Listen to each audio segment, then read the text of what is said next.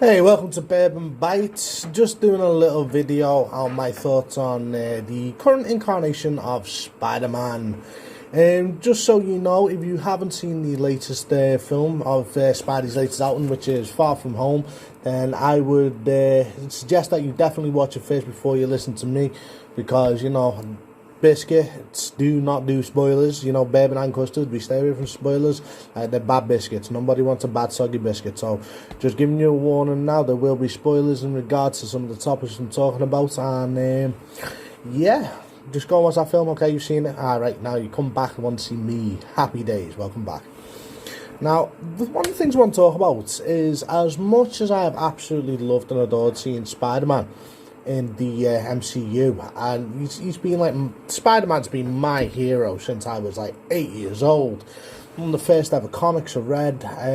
It just absolutely spoke to me, and as I grew up and I grew older and I grew wiser, and I got to understand the character and that, like, I mean, one of the things about Spider-Man, about Peter Parker I should say more than anything, is that he's a relatable everyman. Anyone can be Spider-Man, and anyone can see themselves in Spider-Man's position, because he was one of the first ever superheroes and that to have relatable problems, bills, family life, you know, going to school, you know, pretty relatable stuff. And it's like every single Spider-Man film, which me and Custard will be doing a rundown on one day, hopefully soon, but they've always given us a different interpretation of Spider-Man. Now, whether you like some of the interpretations or not, most of them have been, I want to say, pretty accurate. And I'm going to actually take a bit of a step here.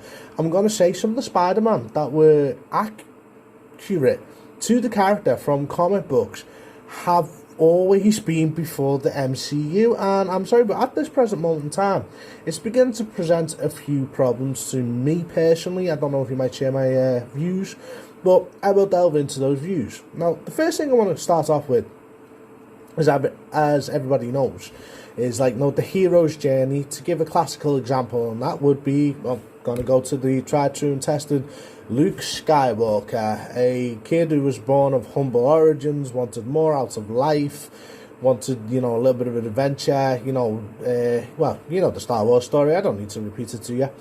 That was one of the things, as I grew up personally with Spider-Man, one of the things I found that was very, very amazing about him. He was just a kid from New York, and that, like, you know, he had Aunt May and Uncle Ben. You know, everybody knows his story, and he's definitely from humble origins, and he was a brainiac, he was bullied, he loved the girl, he went to school, like, you know, he was just an everyday person. And that was always reflected in the comics, and that, and hell, it was really reflected even in the Sam Raimi films. I mean, I know those films get a lot of flack, but hear me out. When Peter Parker was growing up in the Sam Raimi films and in the comics themselves, it was a nice little family home, not too big, not too crazy, just like a nice, comfortable, you know, home. And he was brought up by two people who loved each other very much, and that, yeah. And then you speed up a couple of years, he gets his powers. And then we all know the story. Uncle Ben dies, and, like, you know, that was a very integral. This is going to come into play a little bit later on in my talk. But that was a very integral part of Peter's character. Uncle Ben taught Peter Parker to be a man. Uncle Ben, like, gave him his values and that. I mean, I've got a set of comics at home, the story of Ezekiel, and there's one fight in it where Dormammu is coming through like a rift in, I think it's in Times Square. And you've got the Fantastic Four, Thor, and Doctor Strange, you know, trying to send Dormammu back to his own century.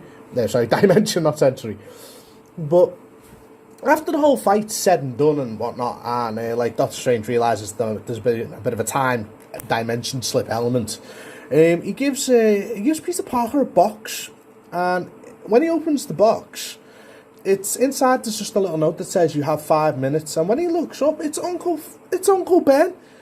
And he gets to talk to him and that, and, like, you know, it's like, you know, you can imagine he's seen as, like, dead uncle, you know, one of the most important people in his life, and he's only got 5 minutes, and he tries to film in all the good he's done, all the things he's regretted and whatnot, and it's like, Uncle Ben asks him, like, a very straightforward question and that, and he says, like, you know, are you happy? And Spider-Man says, yeah, he's lived a very good life, going from a humble beginning to being, like, you know, a very amazing young man, to marrying Mary Jane and so on and so forth. Now, I'm going to skip through now to the MCU, and this is why it really cheeses, and it just It pisses me off. I'm sorry, I'm not gonna mince my words, I'm not. But okay, let's see. Do I understand why there was the relationship with Tony Stark to fold him into the MCU? Yes, I do. Do I agree with it? Yes, I do. And is it only right that Peter Parker would look up to someone like Tony Stark? Yes, definitely yes. He's smart, he's an inventor, he's absolutely brilliant. So of course, Peter Parker would look up to him. But that's where it should have just ended. I mean, this sort of parental step-in idea was so badly done because, when I say badly done, we get the idea Peter Parker worships the ground that Tony Stark walked on, etc, etc. But you see, this is detrimental because in some of the comics, some of the first people that Peter Parker thought would fill the sort of guiding mentor roles turned on him. Norman Osborn tried to be his friend and that, but really he was being quite duplicitous and that because he wanted his own needs to be met through the guise of the Green Goblin. He used Peter, he messed with his head and that. So Peter Parker became a very self-made man. Now, in the MCU, I get the veneration and respect that he's got for Tony Stark, but in the latest film, Far From Home, I think it went a bit too far. There was one part in the plane where SpiderMan needs a new suit. He's found out who the bad guy is. He wants to go fight the bad guy. It's like, I need a suit. And then, oh, guess what? There's a builder suit in the back of the plane that Happy just seems to be flying. And Happy, in a wave of nostalgia, seems it's perfectly adequate to play AC/DC just as Peter Parker starts playing with the goddamn holograms to make a goddamn suit. No, I'm sorry, but this is not who Spider-Man is. I mean, apart from Civil War, when we got that very first introduction of what drives him, yeah, on point, fair enough. But everything else than that hasn't been the Peter Parker that, hell, I grew up with. Maybe you don't feel you grew up with too. Because it was one of those, he never lived in a flush apartment in the middle of Queens, I think it is, and that. I don't know how much an apartment goes down there, but I'm guessing it ain't cheap. No, Aunt May is cool and that, but, you know, she never mentions her dead husband once. One of the driving, pivotal, upbringing forces of Peter Parker. He barely gets a footnote. Now, I get it. People don't want a retread. They've seen the story. They know what it is. I get it. But at the same time, when is Peter Parker going to be able to step out of the shadow of Tony Stark? Because honestly, in the film he's portrayed as he's worried about it, and as a fan, I'm sick of it. Peter Parker's more than his veneration and respect for Tony Stark, so much so, even in The Amazing Spider-Man, one of my favourite scenes ever was when Peter Parker, Andrew Garfield's Peter Parker, he's trying to insulate, you know, the webs, because he realises, hey, if I stick this to an electric thing, I'll get shocked. And he keeps blowing himself up, you know, the ultimate trial and error, so much so that he starts putting scuba goggles on and God knows what. But that's what Peter Parker is. He has met challenges where he's had his ass absolutely kicked.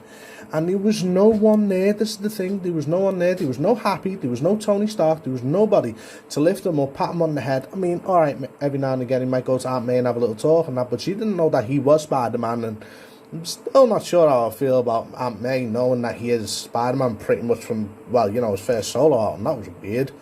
Because in the comics and that, when she did find out eventually, it damn nearly broke her, you know. And it's like, this is the thing.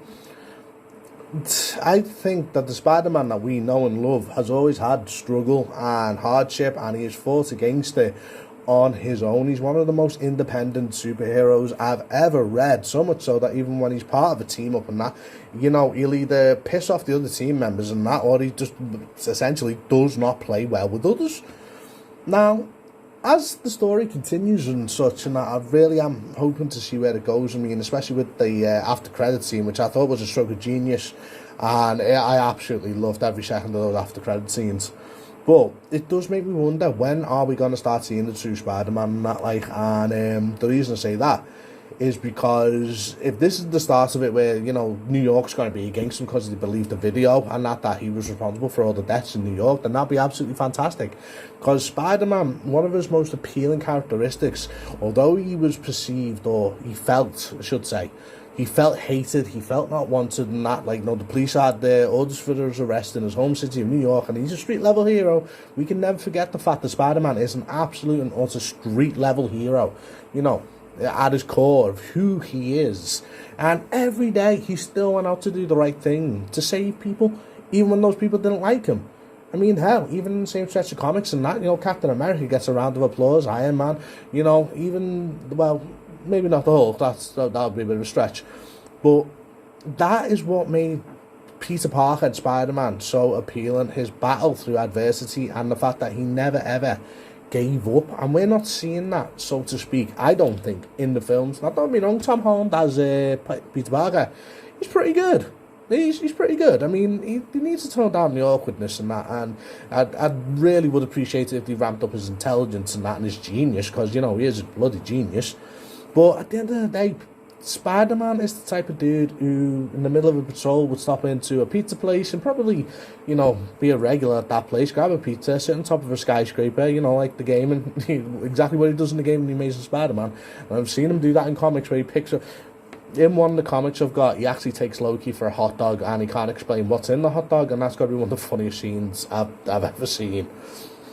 But at this point, with the establishment of who Spider-Man is in the MCU and that, like, I want to start seeing a proper Peter Parker. I want to see a young man who respects where he came from and that honors his Uncle Ben and that, like, you know, because I do think that's quite atrocious.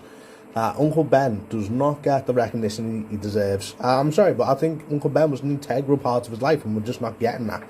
And also, let's put it bluntly, Peter Parker is never going to be, was never supposed to be, the next Tony Stark. No way, shape or form. I mean, hell, even in the comic books, like, he turns against Tony Stark because Tony Stark was the one who convinced him to reveal his secret identity. And that did not go well. That ended up with Aunt May being shot by a goddamn sniper. Look, Peter Parker's always been an independent badass, you know, and he's always been an independent thinker. He's always been an independent player.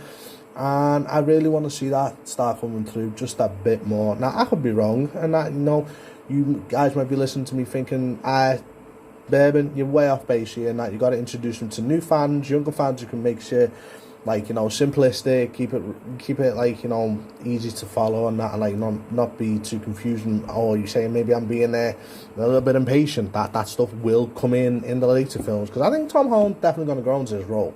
He really is. I mean, just for anyone who's curious, my favourite Spider-Man's always going to be Andrew Garfield. Fight me! Nah, but Andrew Garfield is always going to be my man. And yeah, I do wish Tom Holland all the best in that as these films progress. But I want to start seeing the proper Spider-Man. Do you agree with me? Do you not agree with me? Let me know in the comments. Like, share, subscribe, all that juicy goodness. And as always, if you don't like my stuff, you can always go and look at Custard's stuff, because he's going to be doing a few specials on The Witcher 2. So, anyway, what do you think? Should Peter Parker be an independent badass like he always was? Or is he going to be stuck in Tony Stark's shadow for X amount of how long? Alright, bye-bye, peace out, see you later.